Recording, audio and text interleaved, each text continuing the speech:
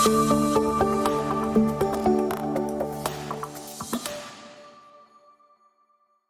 one problem with leadership training. Okay, I think one of the biggest problems with leadership training or workshops or people like myself that deliver programs or coaching to people that want to improve their leadership is the complete lack of measurement.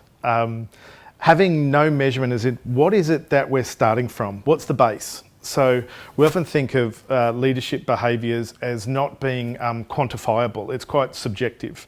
Well, it's not really. You can actually measure where you are to start with. Often people use a Myers-Briggs or a DISC or something to measure, but they're normally personality tests. They don't look at individual leadership behaviour. So I think one of the things that is missing, and I can't work out why, because we do it in so many other different parts of a business. We'll measure our finances, what's the expected track that we want to go to, are we spending more, are we spending less? When it comes to a business, when it comes to whether people are late, we'll be able to know whether they're ahead of the curve, behind the curve. We don't do that with leadership training. So I think if there was one big fault, it's not measuring where someone's behaviours are to start with. And when it comes to leadership, it's such a broad topic. You know, is someone really good at defining their vision? Are they great at talking to people? Can they provide constructive feedback? Are they responsible? Are they accountable?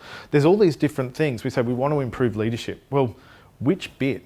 Because depending on where someone's struggling means the type of intervention you're going to put in place. So that's part of the reason why we worked on and put together the checkpoint so that we could measure where someone's behaviour is now, look at where a group's behaviours are, create some interventions that they're actually able to work with and develop, and then measure again at the end, so that both the person can see how they've grown and developed, but so can the manager who's actually spending money and time to work on some of these behaviours. You can chat to them specifically, we think they need to work on here, here and here, confirm whether that actually fits in the workplace, and then put interventions that can be measured at the end, then go, here's how they've developed, here's how they've grown. Have you seen that?